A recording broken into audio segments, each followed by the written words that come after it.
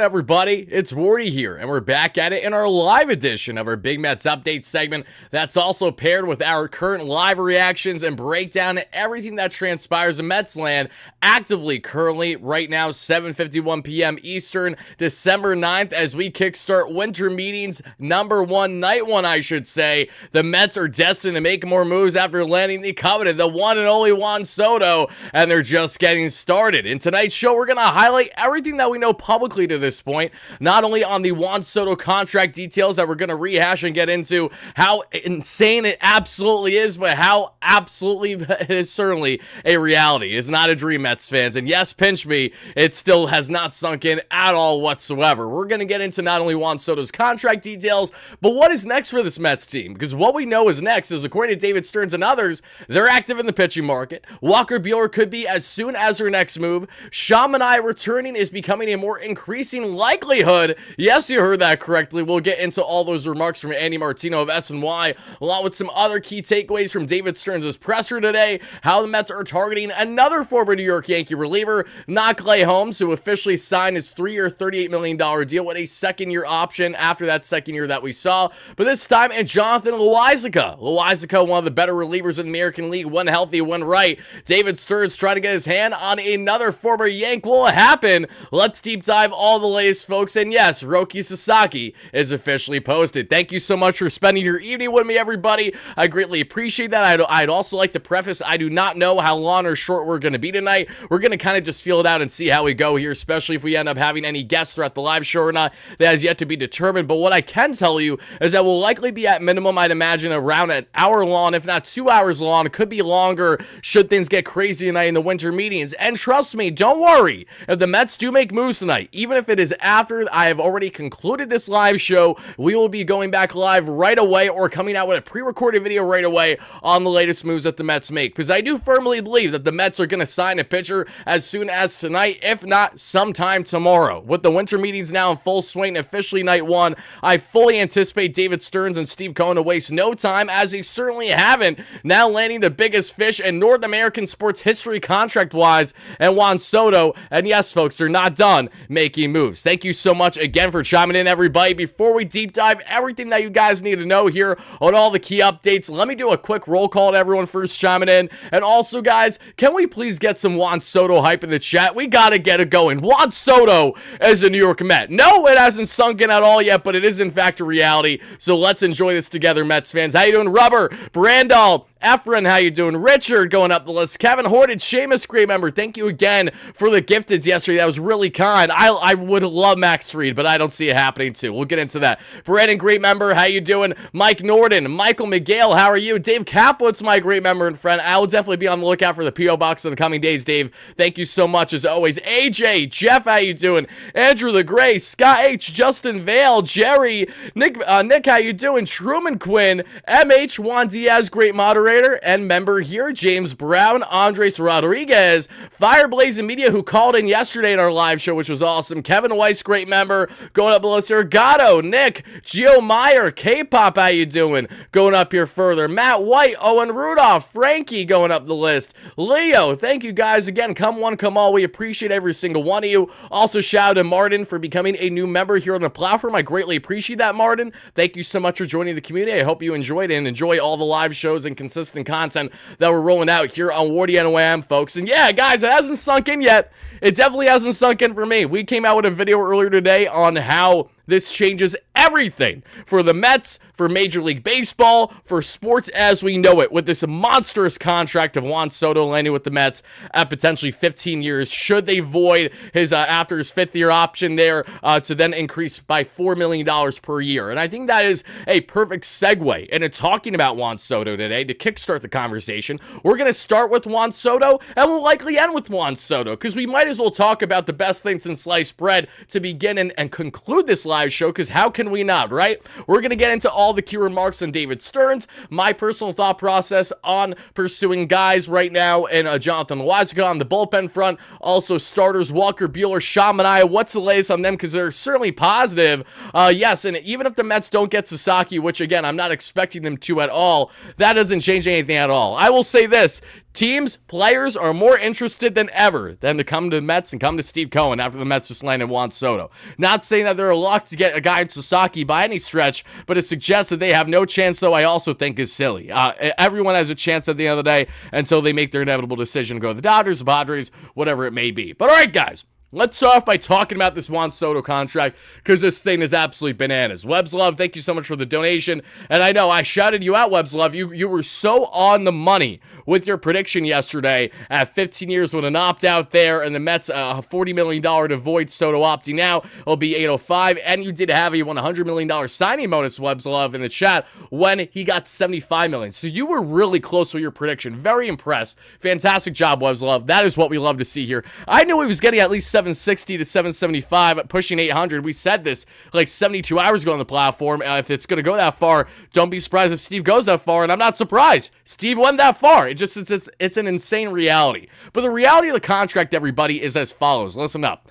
Juan Soto, 15 years. He's making approximately $120 million in year one of his contract, not only with a $51 million average annual value, but also that $75 million bonus tied with it is why he's making such a massive bag in year one. Then from there, he will continue to make an average annual value of $51 million up until the conclusion of his fifth year with the Mets. After that, he can opt out unless the Mets have already voided said opt-out option by increasing the average annual value of the remainder of the contract by at least $4 million, which would bring it to $55 million average annual value per season for the remaining decade long of that contract, pushing Juan Soto all the way to, I believe, 41 years of age or so.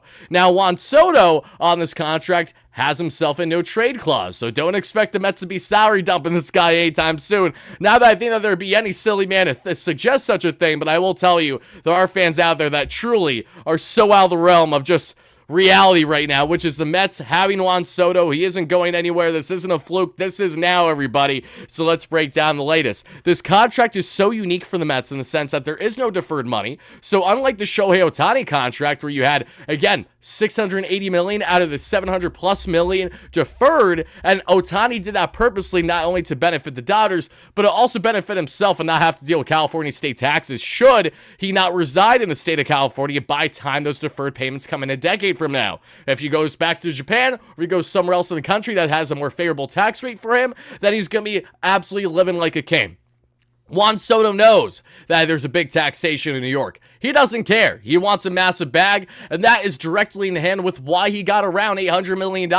You look at it on the forefront in present day value, $450 million is the current value of Shohei Ohtani's contract on present day. In comparison to $765 at minimum for Juan Soto with no deferments, that's almost double the price of what you're giving Ohtani on present day value, which is so insane to say for a guy that is not a great defender, and that's, again, putting it lightly at times, and also one that is not going to pitch lights out when healthy the way that Shohei Ohtani will as soon as this season. So it's insane how much this changes the landscape entirely for Major League Baseball, for players pursuing massive contracts. And if there's one thing that we can confidently say now, you can expect the Mets to be right at the tip of the top of the list when it comes to heavy player pursuits of guys that Steve Cohen really wants here. By landing Juan Soto, you not only change every aspect, but one aspect in particular that's really highlighted that I think is important is that you change the entire viewpoint of the organization for players having a strong willingness to not only consider coming here, but knowing that there's aspects to coming here beyond a high dollar amount.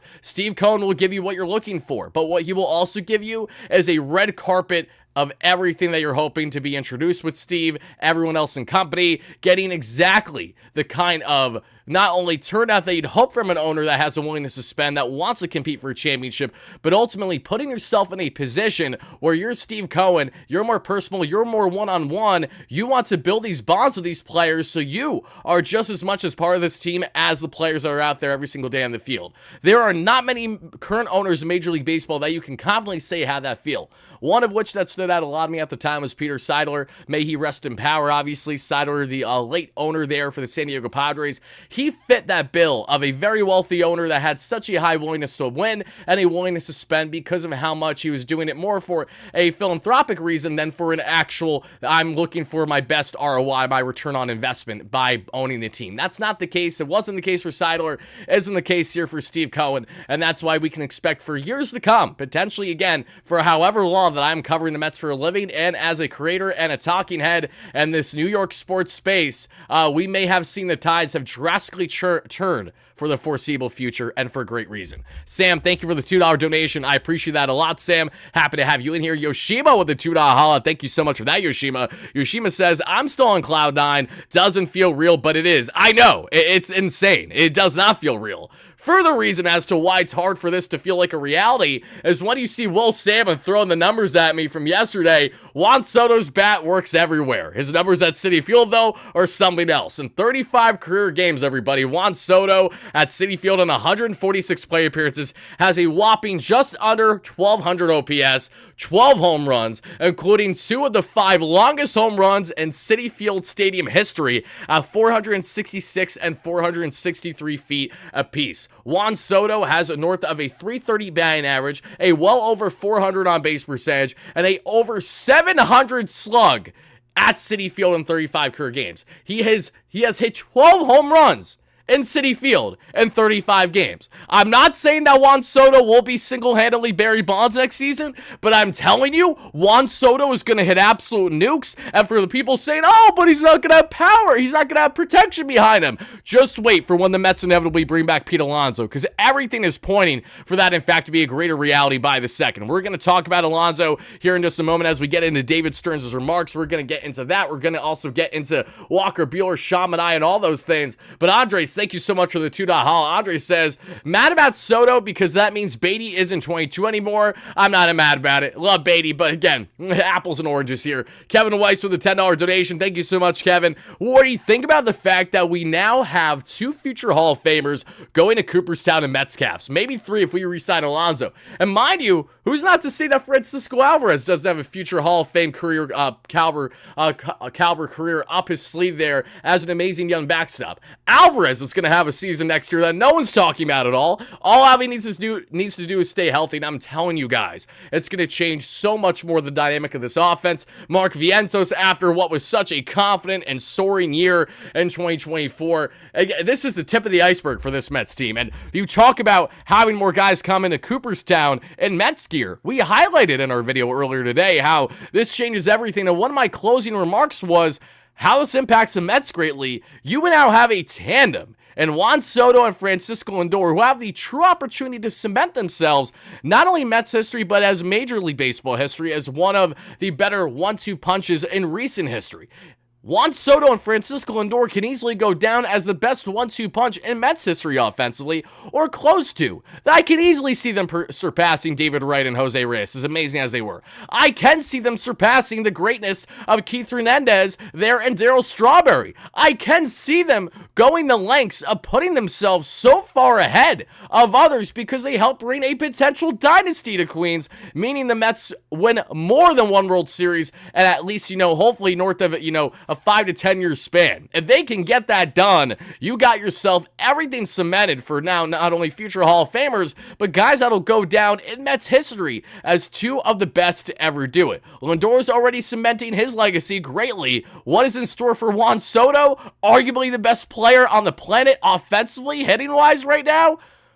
Who knows? But all I know is I'm damn excited to find out. The entire future of not only the Mets, but also us, what we do here on the platform as we know it, is greatly impacted and forever changed. You guys have no idea how grateful I feel as not only a fan, but as a content creator to see this transpire. This is what the whole buildup has been. This is why I've covered Steve Cohen's every single move for the past 3.5 years that has led us to this moment now where we can all savor and appreciate this massive splash. And in the Steve Cohen window of, 3 to 5 years, he wants to win a World Series. Well, listen, you made it 2 games shy of the dance in a so-called punt year in year 4. And now you got Juan effing Soto to pair with Francisco Lindor back-to-back in this lineup for 2025 in year 5. You can't say it isn't for a lack of effort there for Juan Soto.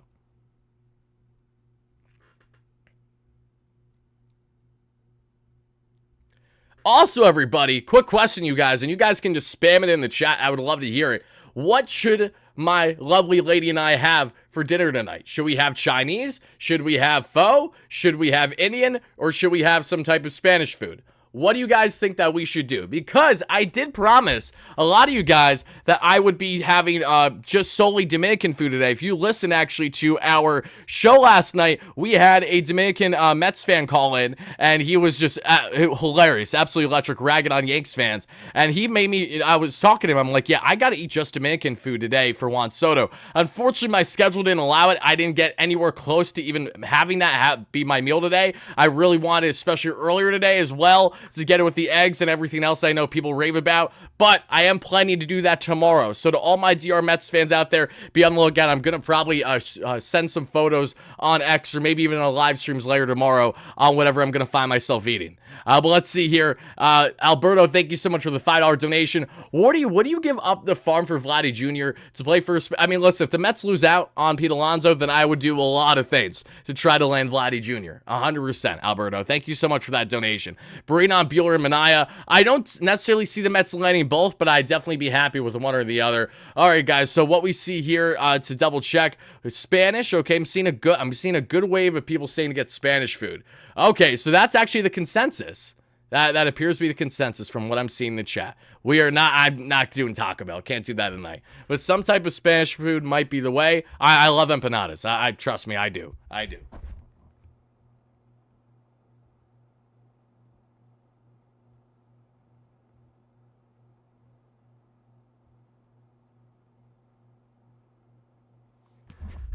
All right, everybody, thank you so much for figuring out what I'm going to have for dinner tonight. I really appreciate that. I'm going to be munching on that late night once we're done here with our pretty long live show today, I'm sure. So, everybody, now let's get into some key remarks that we have heard today from David Stearns himself. From there, we're going to hear some remarks from Andy Martino, and we'll get into the latest here on where the Mets stand in their current pursuits of pitchers, of other batters, etc.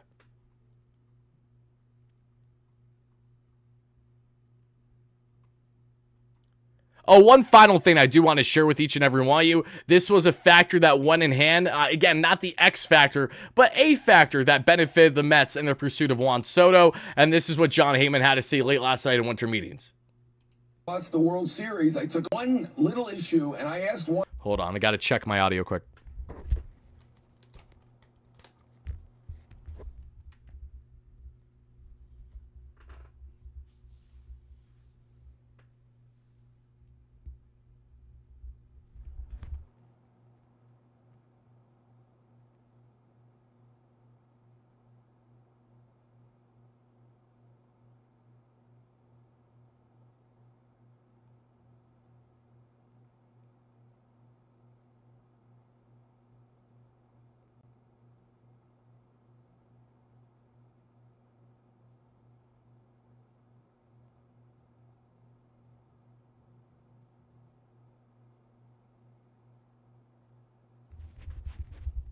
All right, guys, let's listen in on Jon Heyman.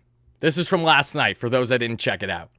Juan Soto about this after they lost the World Series. I took him aside and asked him. There was one little issue with the Yankees where a security guard booted either his mother or his father out of some area, and there were some negative feelings at that moment. Now, this, I think, is back in April or May, and the same guy did it to his driver and chef, and the chef had to wait, and driver had to wait out in the rain. And, I mean, Soto is a family guy. He was not too happy at the time. One little issue, and I asked Juan Soto about this after they lost the World Series. I took him as...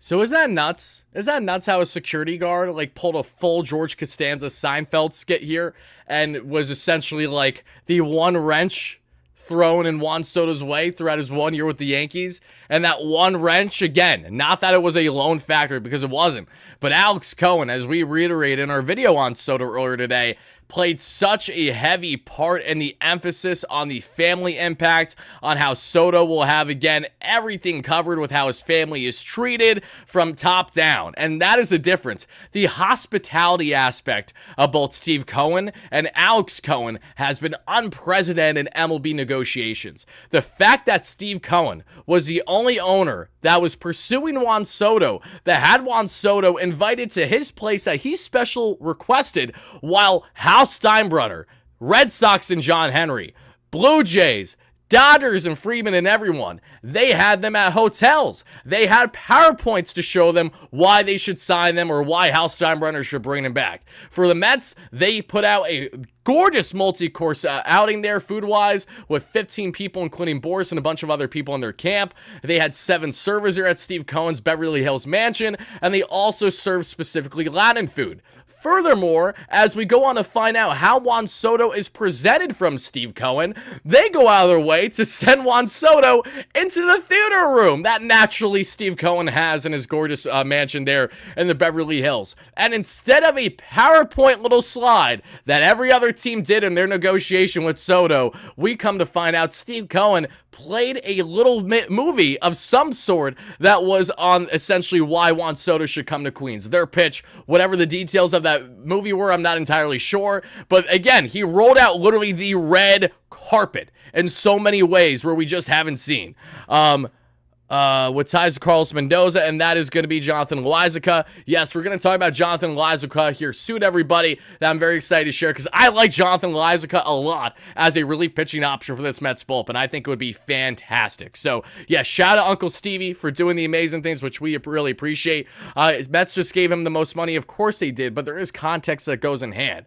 I don't think that Juan Soto is a guarantee to go back to the Yankees, because here's the thing, even if the Yankees matched, Steve would have went higher.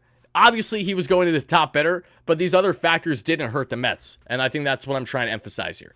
But all right, guys, let's hear from David Stearns and his key takeaways today. I think there's some key remarks that David had to share for each and every one of us to break down, so let's go ahead and do exactly that.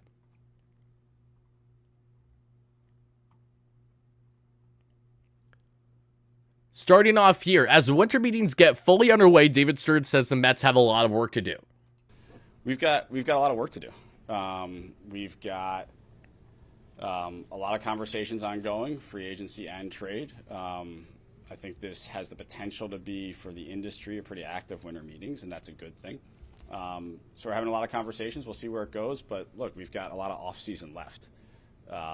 We've got a chance to continue to make this team better, and that's where our priority is.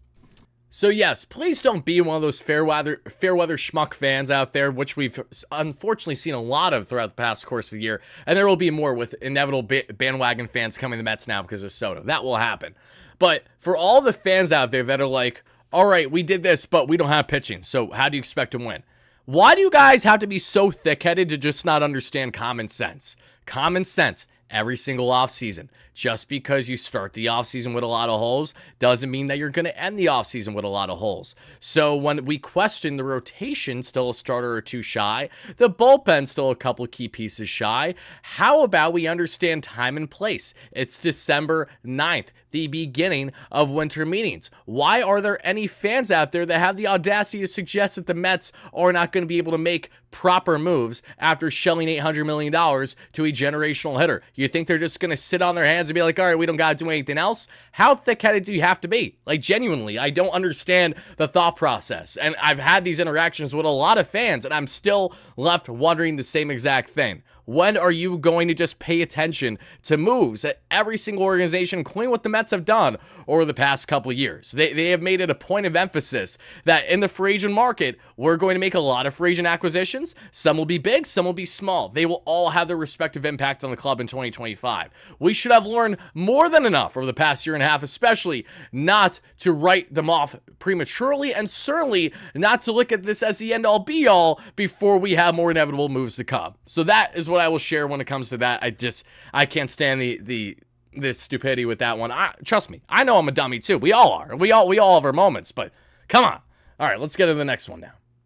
David Stearns was asked if he sees Mark Vientos playing at third base or at first base. It seems obvious that Vientos is going to be a part of your team one way or the other. Do you see him right now as a third baseman, or would you have an appetite to move him to first if that's how the chips fell for you? Yeah, Mark did a tremendous job for us at third. We're very comfortable with him there, and certainly as of now, we see him as our third baseman. It seems obvious.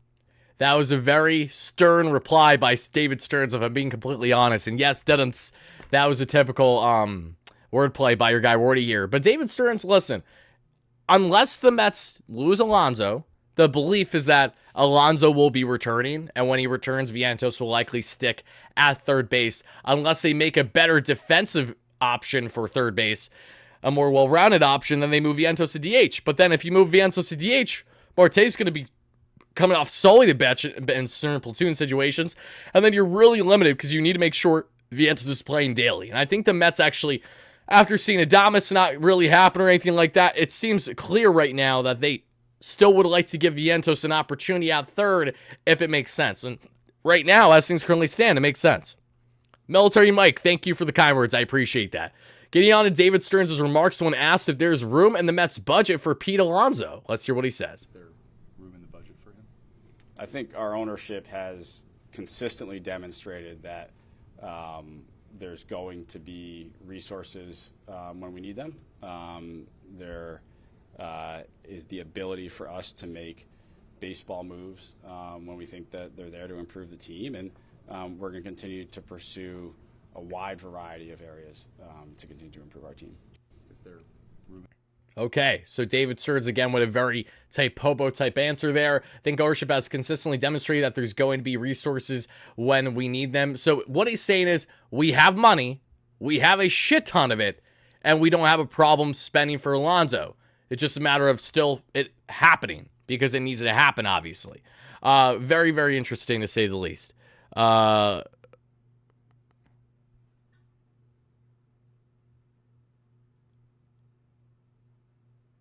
Sorry, folks. I just got an update on my phone. It was on Korea, and I just had PTSD from like 2 years ago. If you know, you know. But all right, there's no news there either. I was just checking out an article. But all right, David Stearns here. Let's hear what he has to say on Brett Baty, because Brett Baty has been in the trade market as of late, which you can't expect him to be dealt unless it's part of a bigger deal because he has little to no trade value currently.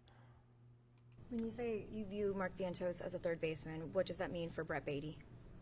So Brett did a great job last year of creating some positional versatility for himself. We'd feel comfortable with him at second base. I think he has the ability to flex into the outfield if we need him to do that. So I think Brett has done a really nice job of giving himself some options in different ways he can impact the team.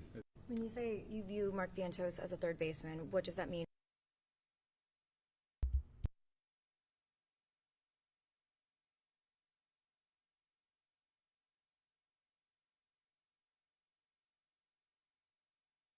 Oh, I apologize. I was muted. Simply put, you could throw him in the corner outfield if you need to. He has flexibility. The defense looked tremendous that we saw with the glove or this past season. Brett Baty is a man without a role for the Mets heading into 2025. That is the simple answer to it. Can Brett Baty play his way onto this Mets team, even if it means coming off the bench in limited situations as an infield option for them to consider? Yes, but he's going to have to best guys like Luis Angel Acuna, to a much lesser extent, Jet Williams, Ronnie Mauricio, if he gets back in baseball activity sooner rather than later, among others. It's going to be kind of an uphill battle for Baty as we head into camp. He does have, obviously, the edge of having plenty MLB experience at this point over the past couple years, so he's had good taste, he's had good sample sizes, and he's shown his ability to succeed here, and he's looked awesome when he succeeded.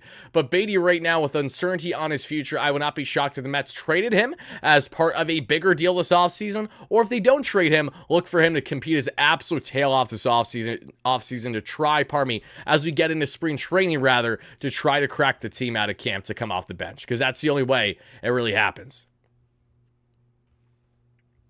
Edgar Martinez with his little panties in a twist. You guys only have 2 players and bad pitching. Shave your eyebrows. Not sure why I would want to shave my eyebrows to look like the schmuck that is you, Edgar Martinez, but what I can enlighten you on is that the Mets do have more than 2 players, and the same exact reason why Juan Soto as a New York Met goes directly in hand with the type of fans that you guys are. Yes, the dollars is a big amount, but it's certainly so, oh my goodness gracious, it is chef's kiss, and it is certainly a taste that I'm happy to have right now, which is Yankee fan tears. There is nothing better. Seriously, I will eat them up every day for breakfast, lunch, and dinner 1,000 times over. You name it. Let's do it, Edgar. So how about next time you, instead of trying to, self-deflect here on your own issues, because clearly you haven't had eyebrows in a number of years. I don't know if it's alopecia, in which, again, I feel you there. It happens to people. I get it. Otherwise, you're just ugly. It's one of the two, Edgar. Either way, we're going to get through this together, I promise. But now, everybody, let's reel back in and let's talk about the latest with David Stearns, because David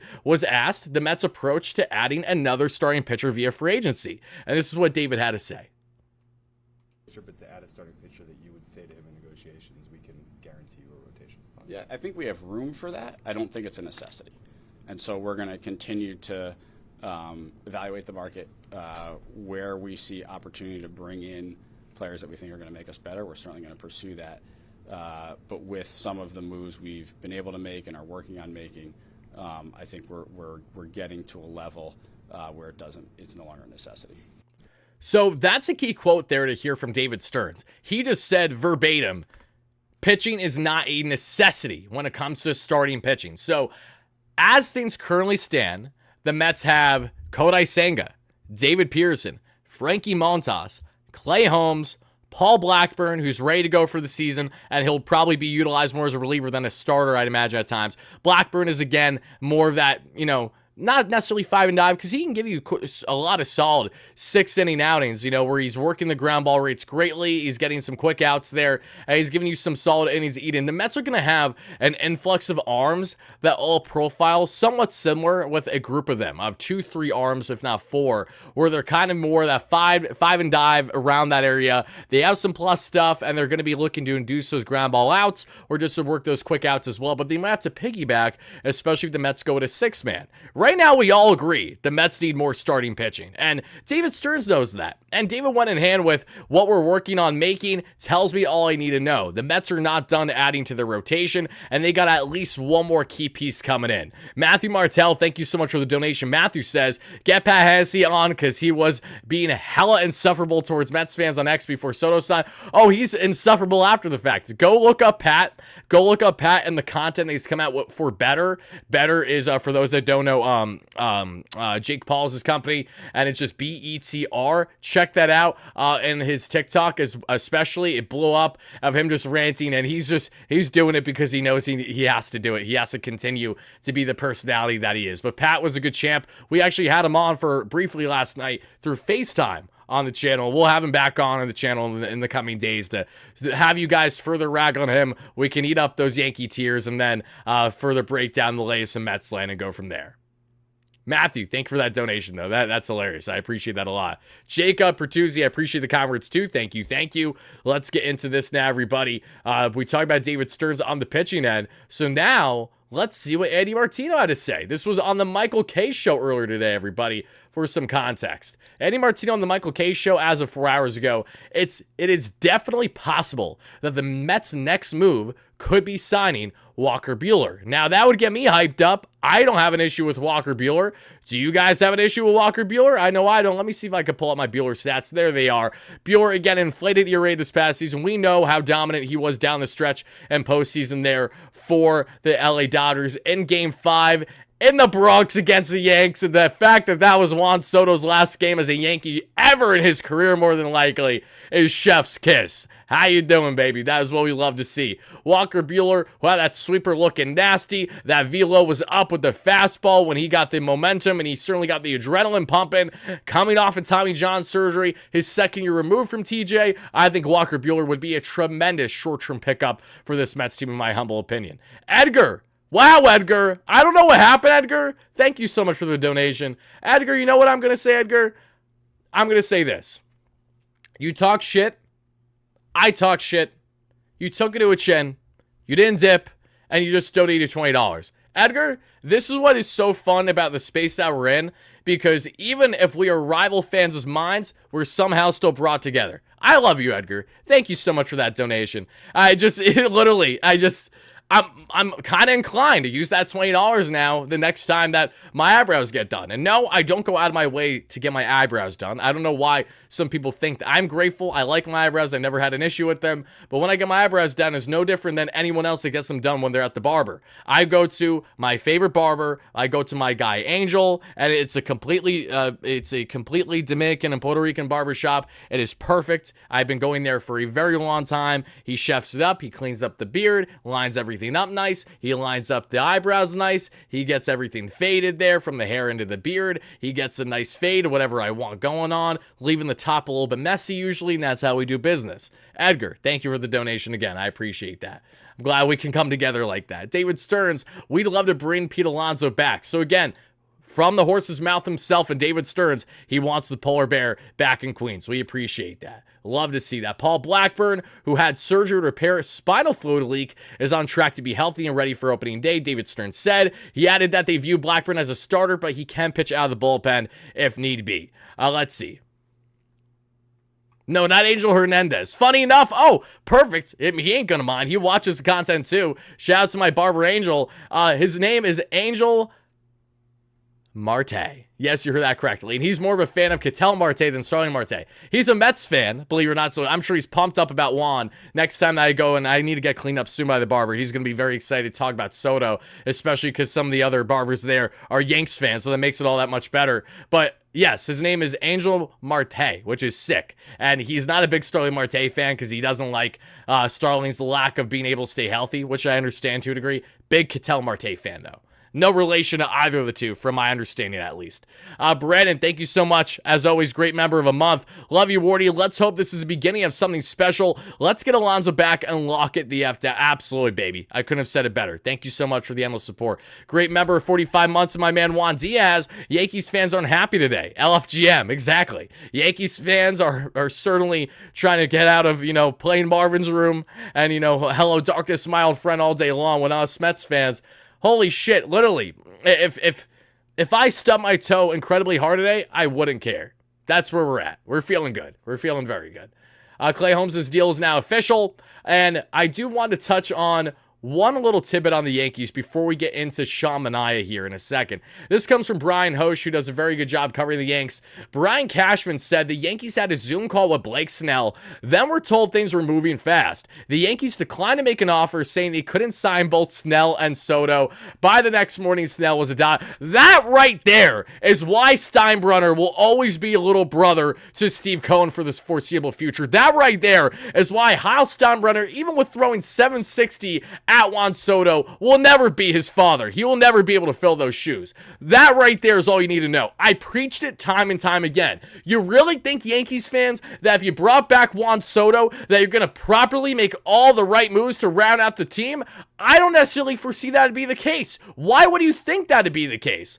Again, wanting Juan Soto back is as much about the player as it is about the impact it has in the market and the New York perception. Hal cared just as much, if not more, I would argue, and bringing back a generational hitter as he did in the negative implications that he would have losing him to Steve Cohen, and not only the media perception, the market perception, the player perception for the next 10 to 20 plus years, guys coming out of DR, just players in general in the free agent and trade market at times that have some demands, say because of modified trade clauses. There was so much on the line with Soto leaving the Bronx the way that he did. So Steinbrenner, again, he just said it right there. You couldn't bring in Snell and Soto? I promise you that the Mets could have brought in Snell and Soto if they had the full interest there. But they have a lot of interest and a lot of love in these shorter-term options in the pitching market, and I don't blame them for that, because I really think that they can continue to maximize value there as long as they aren't reliant on that every single year, as that being the end-all be-all for their rotation.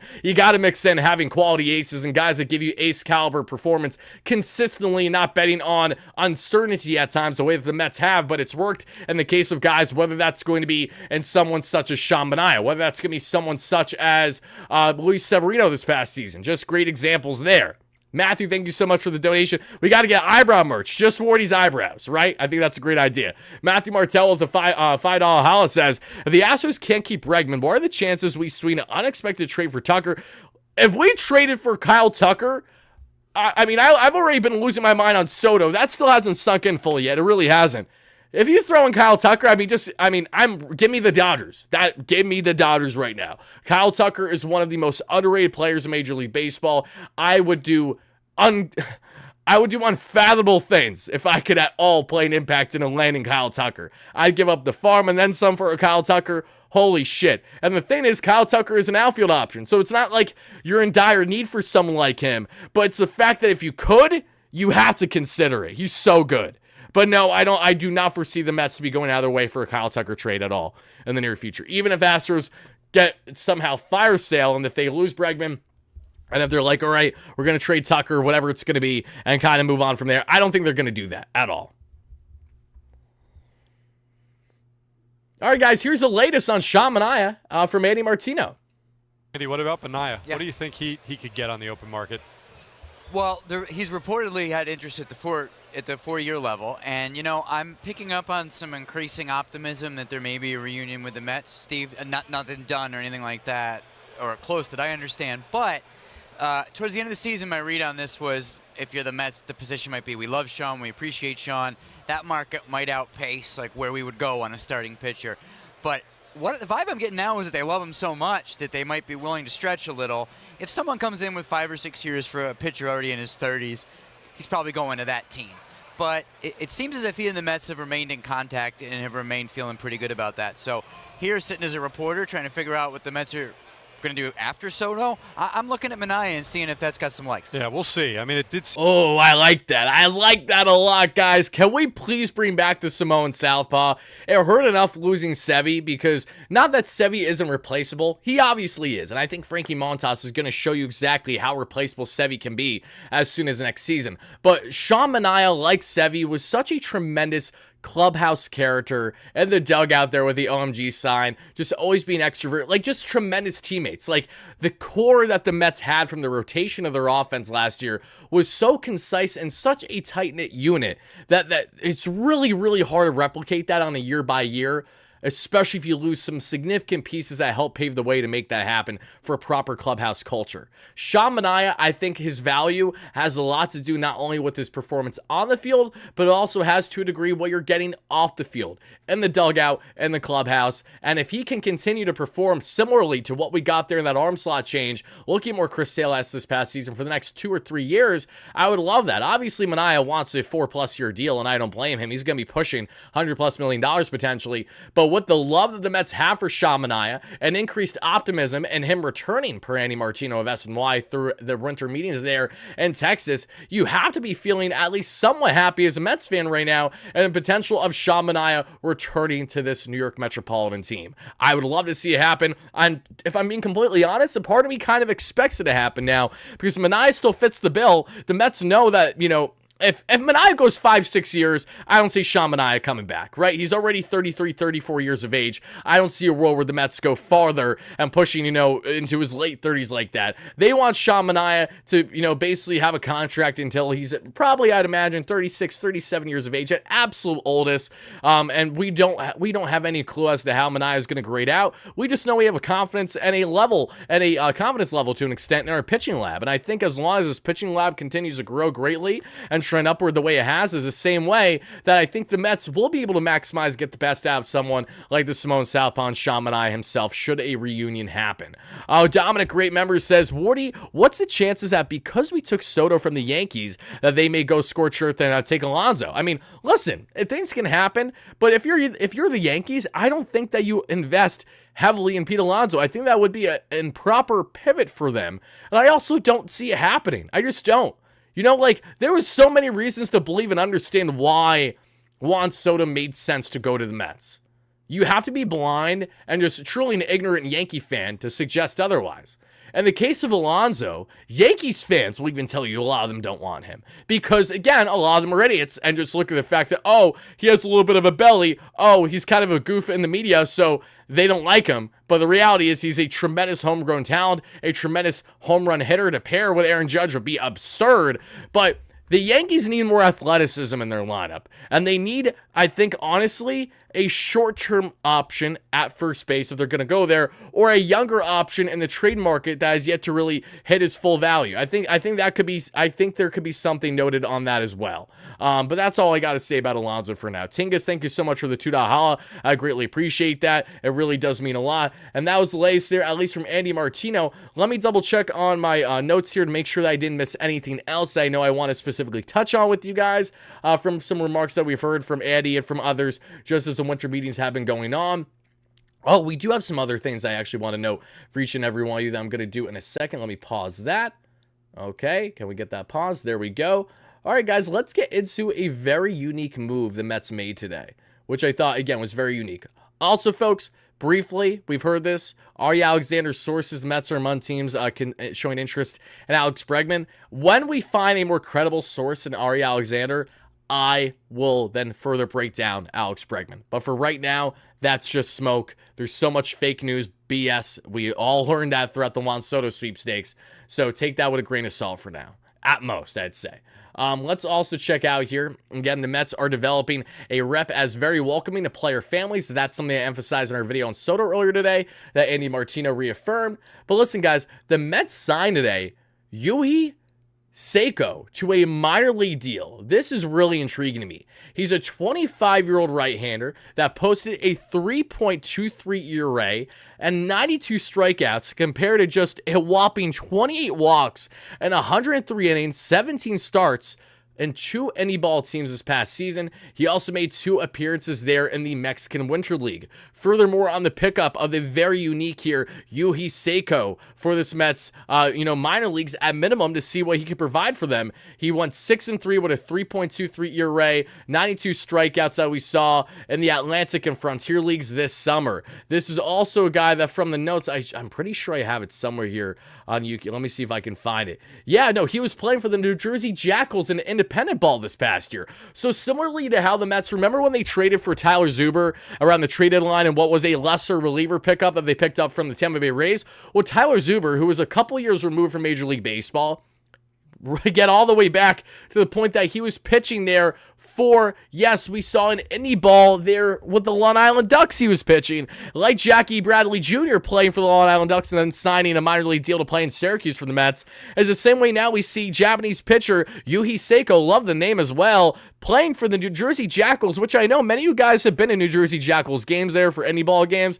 Really, really cool story that we're going to follow on to see how he progresses throughout the minor leagues. This guy came out of literally nowhere. So a wild card like him is fun. He could get to nothing at the professional level beyond what he has done in any ball. He could be dropped mid-season by the Mets for all we know. Or this is a guy that can come in, potentially start. Okay, if he's in any ball doing the stuff that he does, I'd imagine that at lowest, he's going to find himself starting in Double-A, if not Triple-A, and the Mets are going to see what they have in him as a potential pitching piece to consider at any point next season. You know, the reason why I want to talk about moves small and big, especially the point of guys and who you never heard of, literally ever probably, and Yuhi Seiko here, is that David Stearns has been very smart and savvy and his moves small to big. You cannot underestimate literally like anything. You cannot write off anything he does because for all we know, this man could be eating some innings for the Mets at the halfway mark of the season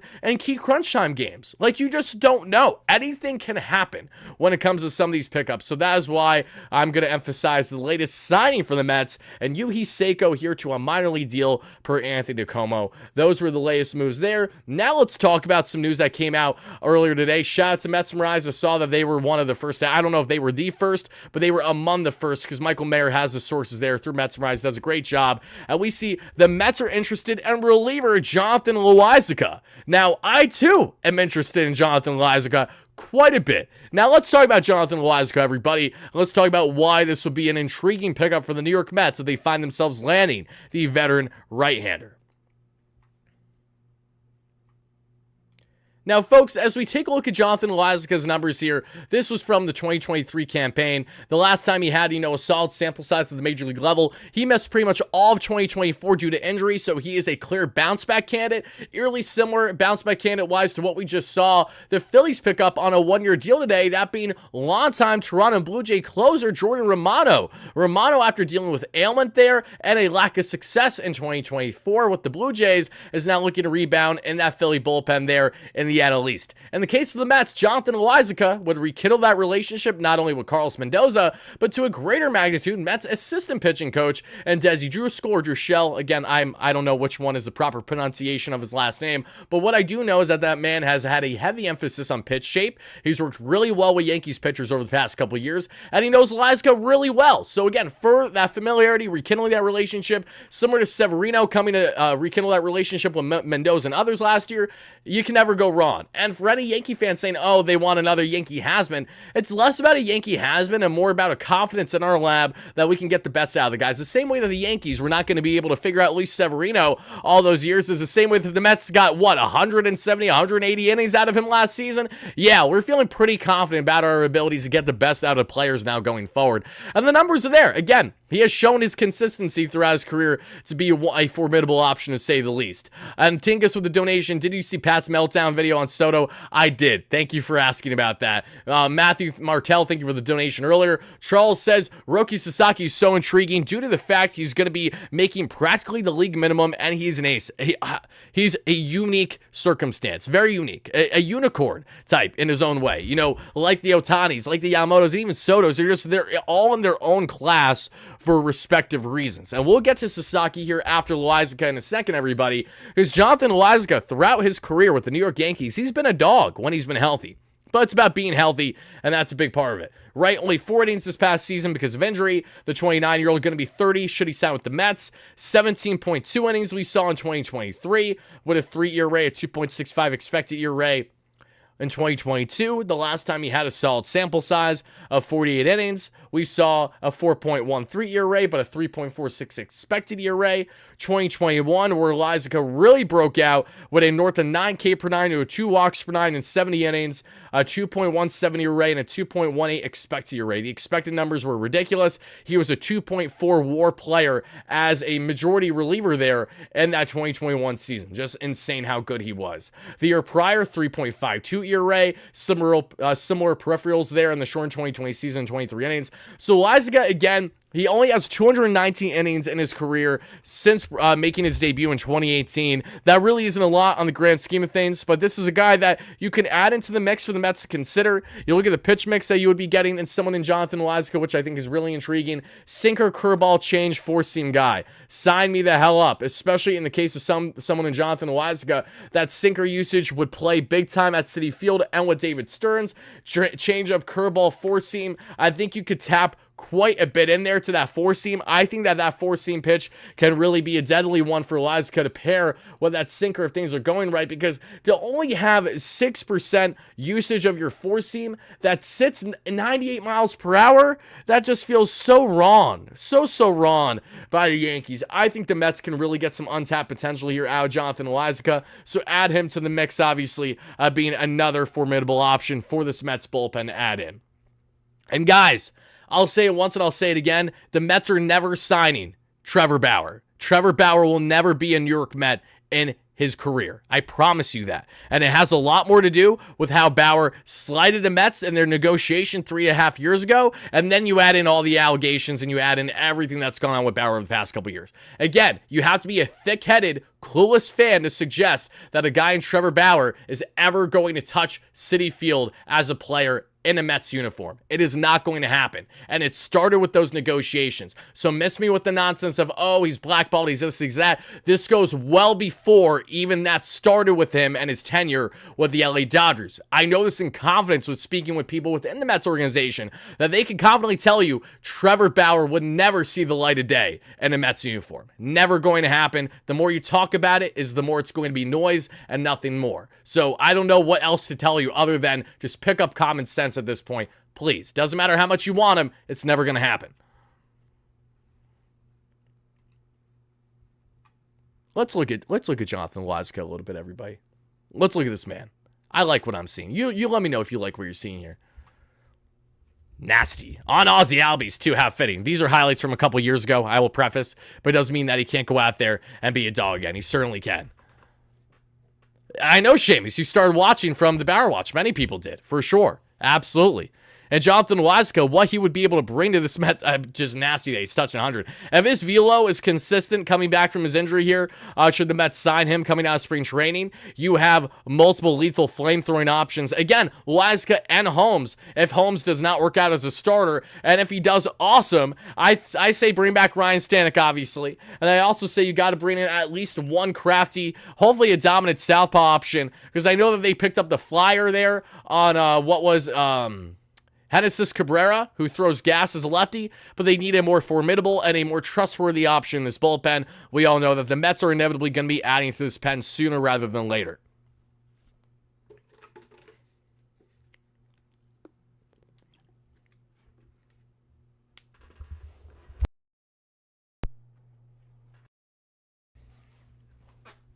The Mets are going to be good for a long time. I know they are, Truman. I'm excited. Guys, Tanner Scott is awesome. I don't see a chance in hell Tanner Scott is happening because I don't see the Mets doing big overpays. And Tanner Scott right now is going to be getting a big overpay with how the bullpen market is right now. He's the sexiest southpaw option for everybody. He's the most dominant. And he's going to be looking for a bag. Tanner Scott is probably looking for a contract, if I had to assume, similar to Clay Holmes, if not greater. Like, I could see a role where Tanner Scott reaches a contract that gets to a value of, anywhere from 40 to 50 million. Like, I don't think that's unprecedented if he signs like a really big reliever contract with a team that's really trying to hone down and get their guy. I think in the case of Scott, I would love him. I think he would be fantastic for this bullpen, but I just don't see it happening, unfortunately. Richard, we're doing the DR food tomorrow, my man. We're going to do the DR food tomorrow. So I will let you guys know what I have tomorrow. I'm probably going to do that breakfast that everyone says. It's not mofongo. It's similar though, right? And it starts with an M. I'm actually going to double check right now just from my tweets from earlier today when I asked people to give me their best suggestions for Dominican food. Let's see here. Mango with fried egg, cheese, and salami. That's apparently the go-to. Mango con salami is like essentially the same thing, what people are saying. Mofongo, obviously, I'm not opposed to getting that. But mango, it seems to be the go-to. Like, that looks like a breakfast of champions, pretty much. So that feels like it might have to be the way to go early tomorrow to start my day. So I'm going to try to make that happen. If it happens, I'll send you guys a photo on X, or I'll show you later in a live stream or a video of what your boy had. And I'm doing it strictly, got to do it strictly for Juan. Has to be done. I've eaten plenty Puerto Rican food since Francisco Lindor has become a Met. I got no problems there. Especially with I have family, not blood related, but I have family that are Puerto Rican as well. So especially with the holidays, making their empanadas, making their rice, just insanely good panil. You can go down the list. Really, really good stuff. I'm loving it. I'm loving the chat, guys. You guys are awesome. You really are. But all right, folks, we talked about every key point that we've had to touch on to this point, from the Juan Soto details to the latest on Sean Manaea to the latest also there that we have seen in the likes of Walker Buehler and also now Mr. Jonathan Loaisiga. So now, everybody, let's talk a little bit more on the one, the only, the oh so dominant, the oh so deadly Roki Sasaki. Let me just pull up his numbers for you guys. That's Burns. That's Adames. That's Pivetta. Hold on. That's Luzardo. Buehler. This got to be Sasaki. There we go. All right, Roki. Let's talk about some Roki. Let's talk about Roki Sasaki. Because what if I told you I like the Mets odds more than ever for Roki Sasaki? Again, shouldn't take a rocket scientist to figure that one out, especially given how dominant Roki Sasaki is. But also, the Mets just landed Juan Soto. So naturally, my confidence is a little bit more instilled than what it otherwise would have been if the Mets didn't land Juan Soto and his services. Sasaki, and this is a great point that I'd like to highlight from Michael Mayer. So Sasaki's officially posted. He has a 45-day window starting now, leading up to January 15th is when we'll find out the deets on where he's signing. Buzz Talk with a great donation. Thank you so much. Says, what a great night last night. You're awesome, breaking all the latest news. Thank you, Buzz Talk. Love you, my man. I appreciate that. Longtime follower here. We need Alonso to protect Soto. What a powerhouse lineup that would be. Lindor, Soto, Alonso, Nimmo, Vientos, Alvarez. Yeah, I like that a lot. I really, really do. But thank you again for that donation, Buzz Talk. It really does mean a lot. But as you guys can see there, Roki Sasaki has been officially posted. And what that also means, according to Michael Mayer Metzmerize, reminder that teams can trade up to 60% of their original bonus pool money, meaning the Mets can go from $6,260,000 to over $10 million in their pursuit of Roki Sasaki. What's not to say the Mets F around a little bit and maximize their bonus pool money? Yes, the Mets will have to do this and would have to decommit from Elian Pena, who is one of the most coveted infield prospects that will be getting a historic bonus by the Mets at over $5 million. The Mets actually may consider deferring from him and going all in on Roki Sasaki, because we have heard reportedly over the past couple of days that the Mets are like the lone East Coast team as of now that is going to be super aggressive in their pursuit of Roki Sasaki now that he's posted. Now, do I think Sasaki is destined to be an LA Dodger more than anyone else? Absolutely. I also will preface to Dodger fans, though, don't be surprised if Roki Sasaki lands with the San Diego Padres. I know it's easy to be a cocky Dodger fan when everything's went your way this past year. I get that. But there's a lot of reasons to believe that Roki Sasaki has a solid chance of landing with the Padres, in part with Yu Darvish, AJ Preller being absolutely relentless, and the difference in Sasaki's impact with San Diego versus what he would be with the Dodgers. For the rotation, Sasaki would be the ace. He would be the front line. For the Dodgers, he would essentially be your number 3 in viewpoint, from Ohtani to Yamamoto to Roki. Not that Roki can't necessarily say be the best of the 3 at his absolute best, but it's the fact that the spotlight would be different. How much does that matter to Roki Sasaki will be indicative of his decision that he makes this offseason. Simply put, folks, we would love Roki Sasaki in this Mets rotation. He would quite literally do wonders, and he's one of those guys I honestly think that if you add Roki Sasaki to pair with Kodai Senga to help him get regimented there, even if they continue with a 6-man rotation, I just think that's so much good, and I think for Sasaki too, the same way that Soto's coming to Queens as essentially the face along with Lindor, as the way that Sasaki can come in and be the face of the rotation right away. Yes, Senga's here, but Sasaki would be the face of the rotation for the foreseeable future, and he fits a short and long-term bill. So all I will say, everybody, is the same way that we never thought in a million years that we were going to see someone like that being in Shohei Ohtani get to $700 million. We thought 600 was what it was going to take, let alone 7.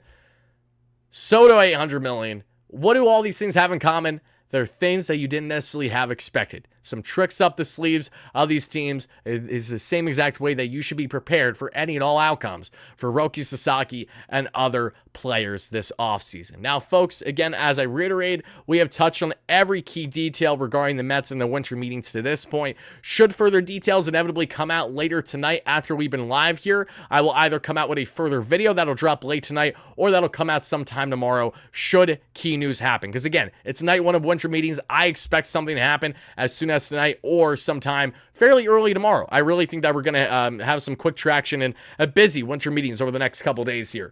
But as we talk about the winter meetings and we talk about all these things, now let me get to answering your comments, questions, and concerns. I really appreciate that. And no, the hopes aren't up at all. Show. We got Juan Soto. You got to understand that. The Mets could do little moves the rest of the offseason. I'd still be ecstatic heading into 2025. I would, truthfully. I think this team right now could go out toe-to-toe and surprise people. I think we have enough in-house options to rectify the bullpen where it wouldn't be the worst in baseball, but I understand why you want more certainty in the pen before we head into the season. I agree. You got to add the bullpen still, got to round out the rotation, figure out the depth of your offense there from the bench and anything else that you plan to do, and then you take it from there. But what's realistic for Sasaki? I mean, again, he's going to get anywhere $7 to $10 million on his contract is what it's going to be. And then you would have him under team control for anywhere, I think it's around 5 years. And oh my God, crazy timing. Eddie in the chat says, yeah, it'd be right around 5 years. So there you go. There is no word on the announcement, however, for Juan Soto on when the presser's going to be. When we find that out, we will surely cover it right away. And folks, before I now take the time for the next 5-10 plus minutes to answer whatever comment, question you guys got my way, please make sure to smash that like and subscribe button if you haven't already. Help us get to 350 likes at any point in the live show. It'd be greatly appreciated. My replay viewers, you guys could help us get that boosted to 450 to 500, maybe even 6 if we're really lucky. That would really mean a lot. Just know that I appreciate it. And thank you guys so much for helping us hit 29,000 subscribers. All thanks to the one and only Juan Soto. We are officially 1K away from the big plateau, the next big domino of 30K. I feels like yesterday we hit 10,000 on the channel, and when we hit 10K, I was like, oh my God, that's insane. Now we got to get to 20. We hit 20. I looked at that and I said, oh my God, that's insane. We got to get to 30. We're so close to 30. Hit those buttons, everybody. We got you covered with consistent Mets coverage every single day here on WardyNYM. Juan Diaz with the $5 donation. Thank you so much. Juan says, Tommy John Ohtani, walk everybody Snell and Tyler glass arm. Great rotation. Dodger fan nervous. Juan, I love the donation and I love the optimism. I think we're ragging on the wrong beast right now. The Dodgers have enough arms to essentially have 2 rotations of guys that could play up in any rotation Major League Baseball. The problem is a lot of those arms are injury riddled. So how do they fare next season? We'll find out. I know Blake Snell will be a huge piece into why they have a deep run come their pitching performance wise and postseason play. The Dodgers, Let's play this way. The Dodgers replaced Walker Buehler with Blake Snell.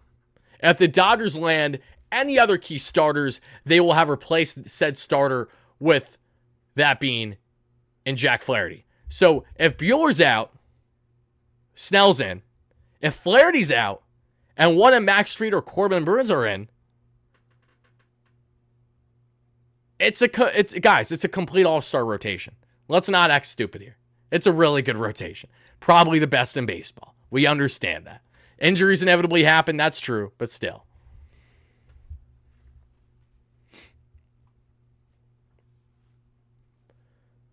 All right, guys, what questions you got for me? Let's break it down. You want to talk Mets? You want questions answered? You want remarks answered? Whatever your thoughts are on the Mets that you'd like Wardy to break down or answer for you guys over the next 5-10 minutes, relay now, and I would happily get to as many as I can to the north of 1,000 viewers watching this live on a replay.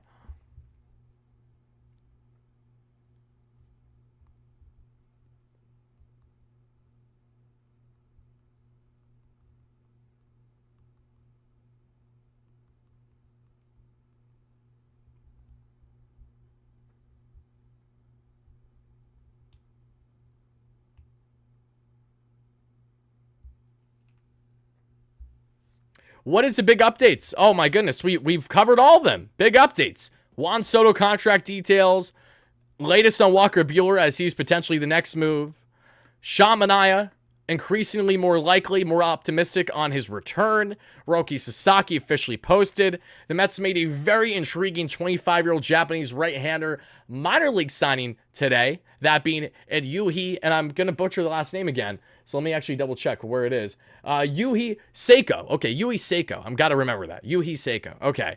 And all the other things that we talked about. There's been a lot. How do I feel about Bregman? Not really all that interested unless, the Mets are clearly linked heavily there and they want to move Vientos out of third. Found the channel last night, Simone. Very happy to hear that. Simone or Simon, however you pronounce your name, I'm happy to have you. Thank you so much. Really appreciate that. We're trying our best here. We really are. AJ, John, appreciate you guys as always. Let's go up here. Wardy, did I curse too much on your live? I hope your monetization wasn't throttled. Heck, I appreciate it. No, you're good. You're good. So it's actually a funny question. So a funny comment rather. When you curse on YouTube, yes, there is an aspect of demonetization, but it really is amplified depending on the aspect of how you're cursing, what you're saying, and the context of it. In the case of what you were doing and how the show was going, yeah, there was nothing to worry about. I would say next time, pump the brakes a little bit on just like suck my, you-know-what, just for the sake of we have viewers ranging of all ages. But, I mean, what you were trying to get across, so I think you nailed it, and I would love to have you back as a reoccurring caller, Hector. You were electric. I couldn't get over it. It was hilarious. It was so good. Love you. Oh, thank you so much, Keith. I appreciate that. Thank you. Simon, not Simone. Noted. Sounds great, Simon. Okay, let's see here. What do I prefer? Sean, Walker, Buehler, Sean, Walker, Buehler, or trade? Out of those three options, that's tough, because what's the trade option, right? If the trade option's Garrett Crochet, then smack me silly and say, okay, let's get that trade done. I'd want that right away.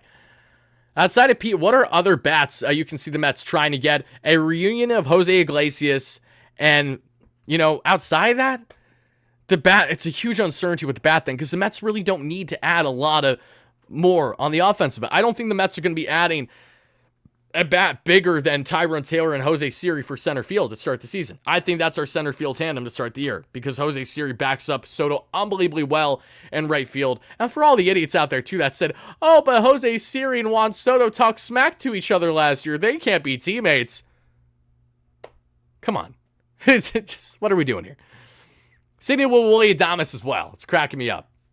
Willie Adames and Jesse Winker. And I love for Jesse to return. I think Jesse needs to come back for vibes alone, and then he's still a very good player, especially if he's in a limited role. I think that absolutely should happen, and I love for it to happen, but whether it will happen or not is yet to be seen, because as of now, the Mets have Brandon Nimmo, Tyrone Taylor, Jose Siri, Starling Marte, and Juan Soto. They have 5 outfielders right there. If you want to qualify Jeff McNeil, you got 6. Are the Mets really going to go out of their way to add anything more there? They will if they have more moves up their sleeve, potentially on the roster. That is where it would make sense, especially if they decide to salary dump and trade Jeff McNeil, for example. Which I don't think that they're, chomping at the bit to do, especially with his strong second half last year, injury aside. I do think, though, that McNeil is a guy that could be on the outside looking into us. We don't reference scoops here. He doesn't have sources. We're not doing that shit. Yoshimo with the $2 donation. For some reason, I see Mets getting Luis Castillo. I would love that. And I think that would be a really formidable option. 3-year, $75 million deal is what is left there of his contract. $25 mil AAV. Sevy's getting paid just over $22 mil AAV by the Sacramento Athletics. For a couple mil more per year for 3 years, why wouldn't you take an ace caliber starter in a trade like that? I would do it. Scoops didn't get Soto right. He threw it out there that he was going to the Mets. He's the same guy who had many things of the Mets wrong over the years. Stop it. It's me, Pete Alonso Prod. Sounds good, Juan Soto Prod. I understand the name change. My Jamaican high blood pressure took over, bro. You'll be at 50K in a couple months. I don't see that happening, Buzz Talk, but I appreciate the optimism. I do. Thank you so much for that. Let's see. Harrison, you're tagging me in shit right now that I know it doesn't matter. Again, there's mutual interest between Alonso and the Mets to get a deal done. Again, that feels like common sense still. Does it not? Am I wrong? Am I wrong for saying that? Again, let's put it this way, everybody. I expect Pete Alonso to be signed by the Mets by the end of the week. Like by the end of Sunday. Throwing it out there right now. Going to call right now. I think the Mets are going to sign Alonso this week. I think they're going to land another starter. I think they're going to land another reliever. My educated guess is that David Stearns makes at minimum 3 and at maximum 5 moves this week with potentially more. There's plenty coming for this Mets team very fast. Buckle the hell up. You thought Juan Soto was it? No. We're just getting started.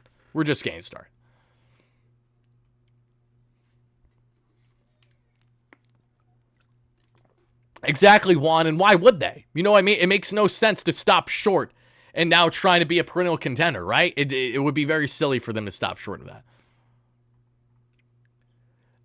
Alexis, thank you so much for the $2 holla. I would trade Beatty and Jeff for pitching. I mean, I don't disagree with you. Let's see what kind of pitching we can get for that kind of thing. Yoshimo with the $2 holla. Thank you so much. And give me 1 second. For some reason, I see Mets getting Castillo. That is right. Thank you so much. Remember Valdez from the Astros, if he's available and that is something that could be had, Valdez is a crafty lefty that I think would be so sick in this rotation. That would be awesome. Playoff performer, has had no-nos even in like postseason play. The guy knows exactly what it takes to win. And this Mets pitching lab, I think, would be insane. But folks, I would like to thank you all so much for watching live on a replay. It really does mean a lot.